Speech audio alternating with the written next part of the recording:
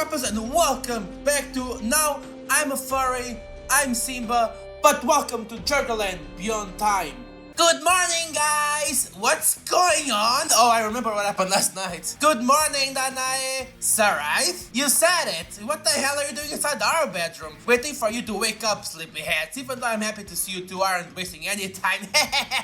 Well, we wasted like a few episodes, you know. Saraith, I mean, we are at war. I could have confused you with an assassin or something like that, and I couldn't have hurt you. The way that she's dressed, I would confuse her with an assassin or something else, you know. Nah, you wouldn't. Anyway, you two are finally awake. Good. Wait, is she been watching us sleeping until we wake up? What are you doing here, Saraith? It is something about Arax? Don't tell me Drager managed to survive. Don't worry, Drager had an agonizing and not exactly short death. It's nothing about that. Then why are you here? Dress yourselves and get some breakfast, guys. Today we're going hiking. I mean, I don't mind walking, but for how long though? And I'll show you what Dracis was assassinated for. Did you do it? Hey, some beautiful mountains. So where are we going? This path leads to a forest, and after that there's only the Silice Mountains. Slicey. Haha! That's where we're going. To the mountains? You weren't kidding. It looks like we're going on a hiking trip. Well, you've won the battle. A tyrant wannabe emperor is now dead. The sun shines, the air is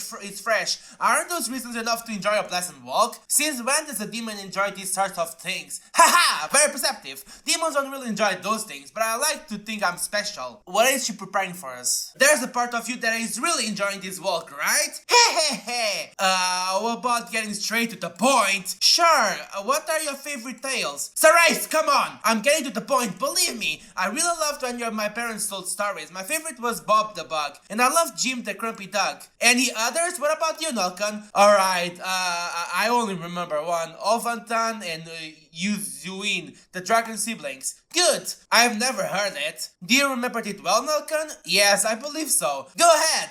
There was a dragon. There was a guy. They had the little baby deformed dragons. That's the story. Well, the story is also about Gaia, creator of life. Gaia created a fantastic land where thousands of people lived in harmony. They all were kind-hearted creatures. They lived peacefully like that for centuries. However, soon they became excellent objects for Sinon's mischief, the supreme demon god. Like Daburo? Sinon was envious of Gaia. He also wanted to have a land for himself to fill it with these evil creatures. But like Gaia, Sinon was not able to create life. They didn't stop him, however, for he was clever indeed. Soon he had begun corrupting all the eggs being laid by good creatures, filling their hearts with evil before they had taken their first breath. Gaia grew more and more enraged as Sinon battled with her perfect land, the land in which she had poured all of her love. She couldn't allow that. She had to stop the suffering Sinon was causing to her creatures. So Gaia, using everything she could muster, created the perfect creature. Strong, fair, clever, and of course kind-hearted.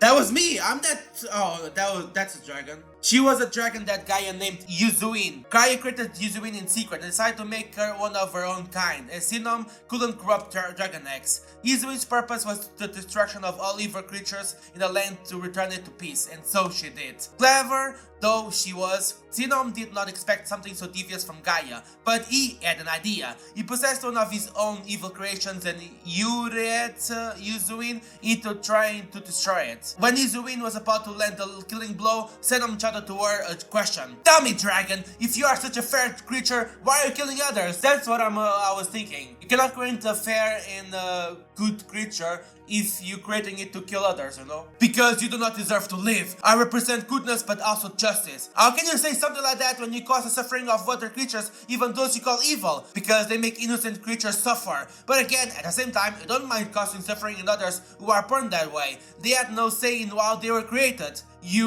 They have free will to act differently if they wanted to. And how do you know that? That they have free will? Maybe that's what you want to believe, Yuzuin, just to feel good about what you do? Yuzuin was confused. Sinom had already achieved what he wanted. A strong part of herself started questioning what she thought she believed in. She was causing the same suffering she was trying to eradicate from her world. She started hating herself. That hate grew and corrupted Yuzuin's heart and mind. And she became bad. So even a creature that was created for good turned bad. One fateful day, Yuzuin lost control and started destroying destroying everything, good and evil beings alike. If there is no life, there is no suffering. Gaia couldn't stand seeing her daughter that way. Sinom had corrupted Izuin, and she couldn't just erase the darkness. So, she extracted all the evil from her body and trapped it within a primordial orb. Gaia was pleased to see her most fantastic and complex creature was already feeling well immediately, but when Gaia was about to destroy the orb, it had vanished. Sinom had waited for the right moment to seal the orb and smash it open upon a diamond spire. From there, a dark dragon spawned. Sinom called him Ovantan. At least now there was a creature that could stop and erase that other bothersome dragon of Gaia's. Ovantan began to destroy everything in his path, but when Izumin finally appeared to put a stop to his rampage, he had already exterminated all the creatures of the land. Both of them stood in silence, just staring at each other. Hours, days, weeks, months, years and decades passed. They were just staring at each other for all eternity? And the dragon stood still, in silence, with their eyes fixed on one another's. And that was when Gaia finally understood that they had created perfect opposites, a perfect equilibrium. If she did anything to imbalance the situation, Sinom would reply. But if she didn't do anything, Sinom wouldn't be able to do anything either. So Gaia decided to make those two magnificent creatures return to the egg stage while sealing Izuin's egg, a seal that only love could break. Then she abandoned the land. Hopefully Sinom would get eerie and leave the world as well. The legend says those eggs never hatch again, but were written somewhere in Shuggerlain. So is that a tale? And that happened in the past, or just a made-up story like a myth? It's a really beautiful and sad tale. It seems you remembered it very well, by the way. It's a popular Assyrian tale. I used to tell it to Soren many times. Well, this is it. What would you say now if I told you that it's not exactly a fairy tale? What do you mean? Ofantan and Yuzun are the reason Dracis is dead. They are the reason for this war. They will be the catalyst for annihilation of Shuggerlain if we do nothing. What? Are they real? As real as you and I? And what do they have to do with Dracis' death? After Dracis became allied with my kind, we told him to tell us true. Dracis concluded with us that for the greater good, the secret must be kept as exactly that, a secret. He didn't tell anyone. But after all those years, somehow the executors discovered it. They strongly suggested that Dracis take control of both eggs. Dracis explained to them that allowing even one of them to hatch was a high risk, as it would destabilize the equilibrium. The executors thought Dracis was being irresponsible, allowing those eggs to remain uncontrolled who knows where. But the truth is, all they wanted was to control them, especially Ovantan. They are being controlled by not being controlled, you know? But the real question is, can I ride a dragon though? And finally, it seems the executors concluded that the Empire was worth the life of a good but blind man. So they killed him to leverage control of the Empire's resources to find the location of those eggs. Exactly! They are researching for them as we speak, eager to find them. If all that is true, what did you mean when you said you'll show us the reason? Ha! You don't miss any details, do you, girl? That means we are here to awaken Izumin, guys. Come on, there's no time to lose. But why does the demon want to do good stuff? This is the cave. Izumin's egg should be down here. Are you telling me that all this time Izumin had been here in Ashtira? Well, I guess that's what happens when you reduce the story to a mere bedtime fairy tale.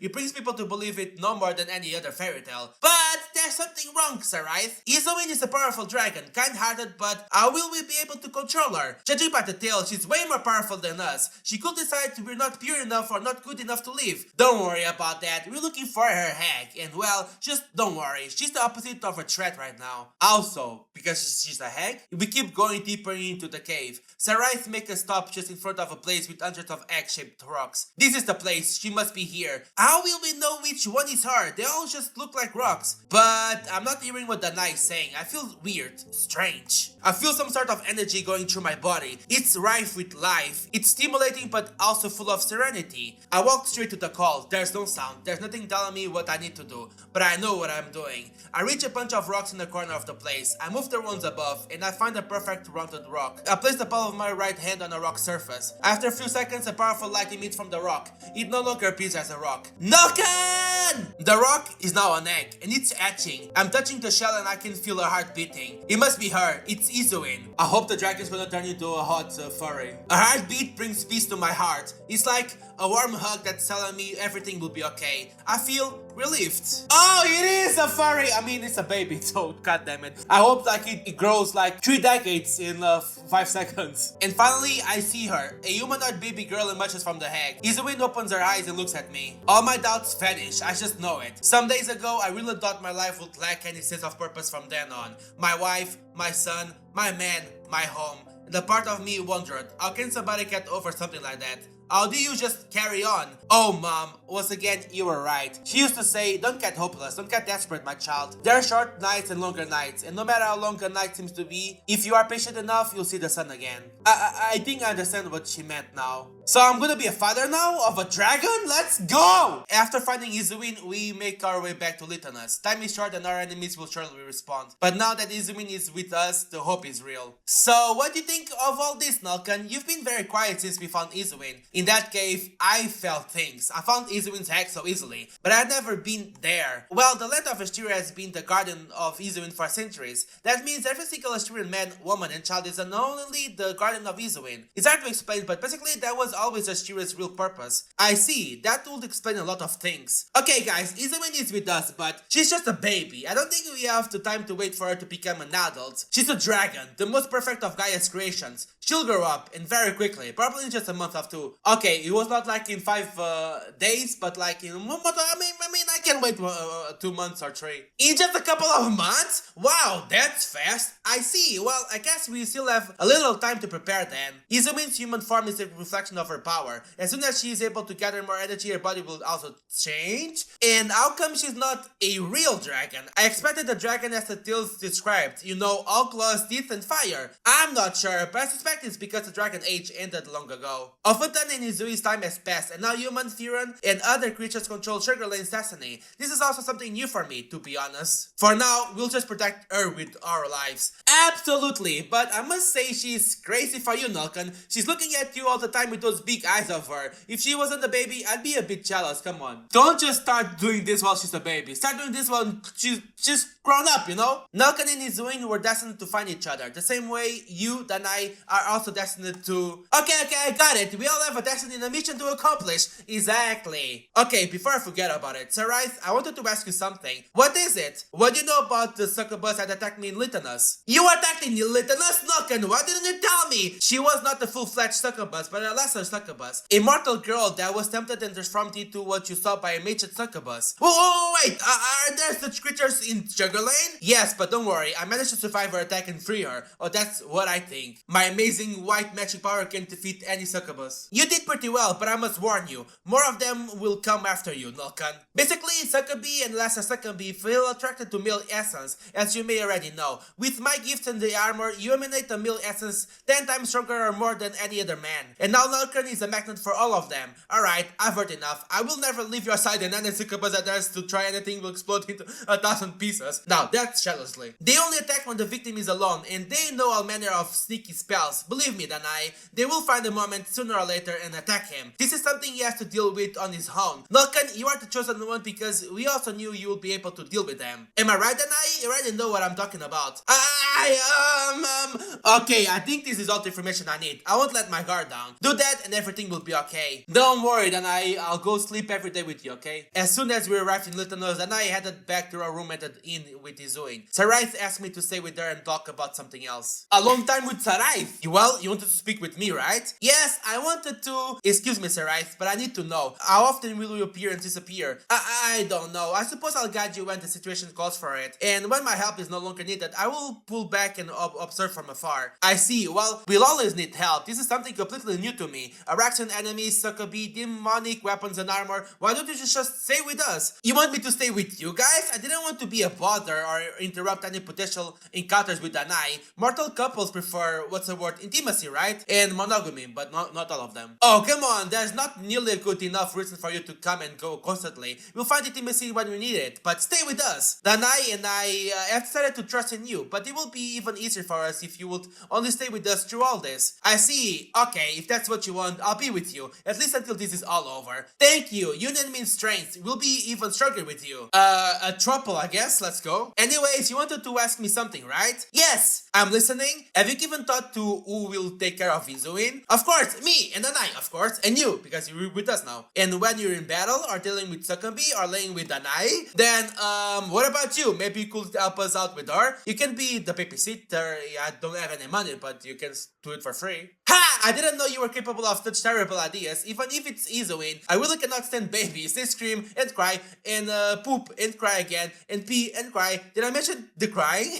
Okay, I got it. You don't like babies. That's why I don't have babies yet. That's an understatement. You and I need to focus on your companion pain. In other words, you need someone to babysit her and take care of her. You! You're probably right. She'll be better attentive if there's somebody with her all the time. At least until she grows up. Well, I can ask my soldiers. Some of them may know someone for the job. Save your time. I think I found the perfect candidate. Follow me. Okay, where are we going? Oh no, not the back alley? A prison cell? I'm gonna put my baby in a prison cell? It's not that I'm questioning your criteria, but I don't think a prison is the best place to find a babysitter. Don't judge so quickly. You'll see. Just keep walking. The prison has dozens of Erection soldiers that weren't able to escape from the battle. There she is. There's an Erection girl inside the cell. This girl, she's an Erection. Of all the men and women in Lithanas, a captive Erection woman is the best option? Really? Indeed, Malkin, she's the best option. I look at Seraph with disapproval. You want my baby to get killed? Come on, dude. Just go in there and give her an interview, just as you would if you were looking for the best babysitter. You have nothing to lose by just asking her. Okay, let's try it. Hello? Or I must say, goodbye, guys, because we're gonna stay here for this, She only needs to be babysitter for 2 months. She's gonna grow very fast, and in the end, I know what's gonna happen, okay? It's wrong. She's a baby. I'm not writing the story. I'm just here to comment and react to it, okay? Guys, say good.